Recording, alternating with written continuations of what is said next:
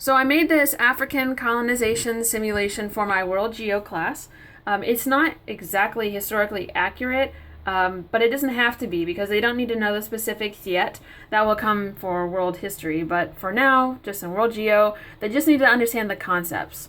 So I figured this is an easy thing to make a game. Well, not necessarily a game, but a simulation, so that they can more of experience what it's like. Obviously, you can't truly experience it, but at least this is something that they can participate in. So let me go ahead and show you how it works. So there's about 30 kids in every one of my classes. So the way that this is going to work is I'm going to give every kid a card. I want to call these the roll cards. Now, there's going to be 4 kids out of that 30 that are going to be either Italian, German, English, or Spanish. The rest of the kids will be African. They will all also get a language card. So if they're Italian, for instance, then they're going to get an Italian card. All of the Europeans will get their language, but all the I guess all the Africans will get the tribal language. Again, they're not learning about the specifics. They're not learning about Swahili and all these different unique languages, but they are just learning the concept of loss of culture, loss of religion, loss of language, things like that. So in addition to that, they'll also start off with a religion card. Again, just being kind of basic. So the European powers will start off with Christianity, which will be represented by a cross, and then all of the Africans will be starting off with a mask, which just represents tribal religions, indigenous religions. They will also all start off with 2 resource cards. The options, I think, are gold, silver, copper, rubber, ivory, and something else. But I'm just going to give it to them at random. They're not going to choose because there's no point in that. But I will make sure that none of the Europeans start off with ivory or rubber because those are the kinds of things that they would get from other countries or other places, should I say. And then they will also get a number. So Europeans will not get a number, but all Africans will get a number 1 through 8. So once they get that, well, actually, I'm also going to add one more thing. I'm also going to give them a piece of candy. The reason why is because I want them to hurt when they get their stuff taken away. So that'll add another extra element to it, which will make it more real for them because we know how much kids like candy. So as it goes on, I'll explain further. So that's what they need to start off with. Then I'm going to set up the story. So they simply need to know when and where we are at. And we will be in Africa at the turn of the century. Again, this is a term that they may not know. Turn of the century. What does that mean? Well, then I'll explain it. It's the late 1800s, early 1900s. So, I have divided Africa up into these regions. So all of the African kids will have a number 1 through 8. So they'll know which region they are at. But right now, at the start of the game, this is what the map looks like. It's blank. As far as the Europeans are concerned. Now, obviously, this is not what Africa would look like to Africans who live there, but this is what it was looking like as far as the Europeans were concerned. They didn't care or necessarily know who was living there, and they had no regard for that. So, as far as they were concerned, this was all just empty, open land for the taking. Okay, so the way that this simulation goes is there's actions and there are results. So for instance, the first action. The Europeans attempt to conquer parts of Africa, but some of their men and many of their horses are killed by disease. The reason why I started off like this is because Africa did not get colonized until the 1800s, which sounds kind of odd when you look at the rest of history. Why were all the other places that were colonized so much earlier than Africa, even though Africa is so close to Europe? The reason why is because of disease. These diseases were killing not only the humans, but also their horses, which was causing a lot of problems. They also didn't have any good technological advances that would allow them to get into the continent or to defeat these diseases or anything like that. So it took a very long time for them to build up to that point. So this is showing them that it wasn't all easy from the start. There was other things that had to happen in order for Europe to be able to colonize. So again, here's the action. So then the result. Well, as a result of European failure, all of the Africans maintained their resources, religion, language, and land. But as we will see, this does not last for too long. So, again, as far as the Europeans are concerned, the map of Africa still looks like this, blank. As far as the Europeans are concerned. Action. Industrial revolution has begun in Europe. So a picture reminding them of what the Industrial Revolution is. Result. A new invention, the steamboat, enters the scene. Now the Europeans do not have to worry about their disease or about disease killing their horses, but can use their steamboats on Africa's navigable rivers. All Europeans receive the steamboat card. So there are 3 inventions that will occur during the simulation. The teacher will hold on to the technology cards until they have happened in the simulation. So at this point, I'll give all of the European powers a card that has the steamboat on it. So now they can get far into Africa without worrying about their horses dying from disease, because steamboats can't get disease. So it made it a lot easier for them to conquer Africa because of this. So then I went ahead and I put a picture of a steamboat from Congo in there, just so that you can see what an old one would look like. Alright, so then we have another action. So most of the other actions that happened throughout this game are like this. Germany has conquered Region 4 with the help of the steamboat. So as a result, Africans in Region 4 must give up all their resources to Germany. The Africans must also trade in their language for German. So, when a region gets their land conquered, they have to give the whoever conquered them, in this case the German, they would have to give the German all of their resource cards. They will have to turn in their tribal language for German. And at this point, they will also need to give up their candy. And the German starts collecting all of their candy.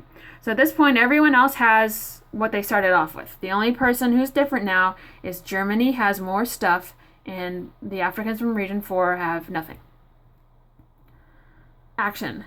The Europeans attempt to conquer more land, but the Africans fight back. As a result, all remaining territory and the population stays dominated by the Africans. So again, the map has not changed. It stays the same. Action. Quinine, a medicine, is invented and becomes widespread. So I went ahead and I put this picture up for them so that we can read it, so we can see what this medicine does.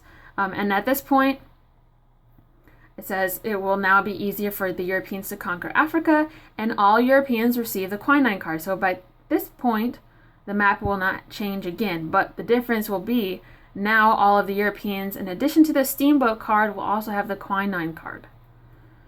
Alright, again, map has not changed. Action. The Italians conquer Region 6, now with ease due to quinine and the steamboat. As a result, all Africans in Region 6 give the Italian the resources, and Africans must also trade their language for Italian. So you get the picture. As these regions get conquered, they must give up their resources and their candy and their religion, or not their religion, yeah, and their language to the conqueror. What's really going to hurt them is the candy. They want the candy. So this is what's going to make it more real for them. You don't have to use candy, but I think it will add an extra element to it. Okay, so then we have our last invention here. The Maxim Machine Gun is invented and is the world's first machine gun. So I put a picture here of what the Maxim looked like.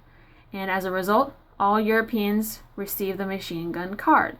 Now, when these inventions happen, I'm going to ask them, so how does this affect how easy it is to conquer a land? And they're going to say, yeah, it makes it a lot easier every time. So I'm also going to say, who's getting these resources? And they're going to see 4 people are going to get these inventions, and no one else is going to get them. So obviously they're at an advantage that all the rest of the people are not. Okay, so they use the machine gun to conquer Region 2. Again, they have to give up their resources to France, and so the map is changing. Again, they're conquering more places, and they're having to change their language as it goes on.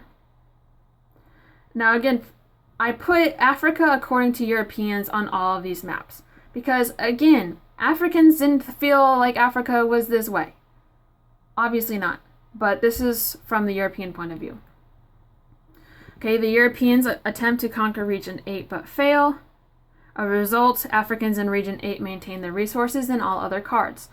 This is a reflection of real life. Now, the reason why I say that this is not exactly historically accurate is because the timeline of the inventions is not accurate. The timeline of how these things were conquered is not accurate. But I made it as accurate as possible. I mean, Region 8 does remain independent. And all the regions, like number 2 was conquered by the French. Number 6 and 7 and 1 were conquered by the British. Number 4 was conquered by the Germans. So I did try to make it pretty historically accurate. Okay. Let's keep going. Okay.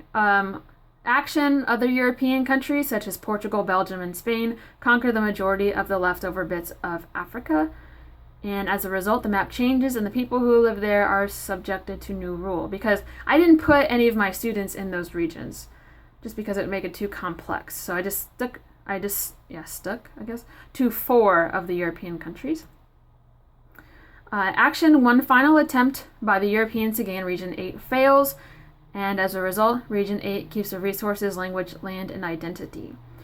So by this point, all of the land in Africa has been taken up. At this point in the game, all of the Africans, except for the couple in Region 8, will have no resources, will have no candy, and will not have their original language. At this point in the game, the 4 Europeans have a ton of candy, have a ton of resources, and have been able to keep their religion. Number 8 keeps their stuff. Nothing has changed for them. They are still around, but they have been able to keep their stuff. Action: the Europeans view the Africans as savages who need to be saved. So I put a picture of a missionary from back in the day. As a result, all conquered Africans trade their tribal religion for Christianity. All Africans in regions 1 through 7, because again, Region 8 was never conquered, must trade their religion card for a card with a cross. So that's where we end up. Again, all of the Africans, except for Region 8 Africans, they have all lost their religion, they have lost their language, they have lost their resources. So they've lost basically everything. So at this point in the game, 26 of the kids are going to be frustrated. 4 of the kids will be extremely happy. And then like 2 or 3 from Region 8 will be okay. They won't be happy or sad. So then after that, after we've experienced this, we need to digest it. So I'm going to ask them some simple questions. Like, who won? Who do you think won this? And they're a simple question. The 4 European kids who got all the candy, they're going to be the winners. So I'll be like, okay, well, how did it feel? Again, simple question. They don't really have to think about that. So then what happened? Now, what I'm anticipating is them to say they got all the candy. And that's fine. But then we're going to dig a little bit deeper. What really happened? What are we actually discussing right now? Because it's not candy. But I feel like that's what they're going to focus on at first. And then it'll make it so that they connect to that bigger picture, bigger idea. So then I ask, how do you think this affected Africans? And then how do you think this affected Europeans? But I want them to understand that a bit further. I don't want them to just think all Europeans benefited, because that's not true. So the next question, how do you think this affected European governments? And then the next question is, how do you think this affected European people? Because those 2 answers are going to be very, very different. So I want them to understand that as well. Just because the king benefited does not mean that the people benefited. I think the last question is, did this only happen in Africa? We haven't talked about India yet. We haven't talked about the New World yet.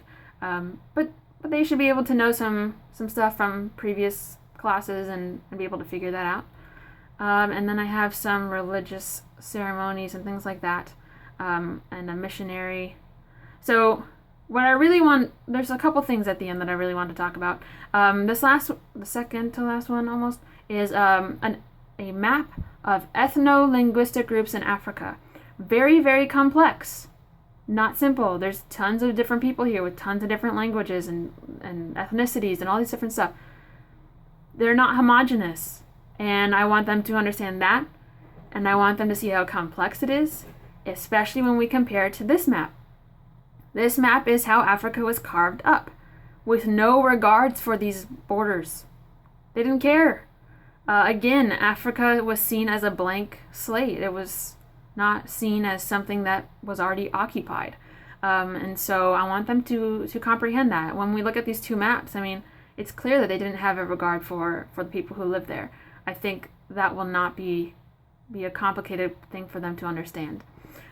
Lastly will be the white man's burden. Kind of justifying what they did. Very, very interesting cartoon from 1899, I believe. And I'll use this every time we talk about colonialism, because this wasn't necessarily the driving force. I mean, it was probably economics, but it was a very integral part of these actions. Very, very interesting stuff. So I think by having these kids participate in this and actually feel what it's like to lose your resources, aka candy. I mean, again, it's just like a paltry metaphor, but I think it will leave a lasting impression. So I will be sure to give you guys an update as to how it worked, how it panned out.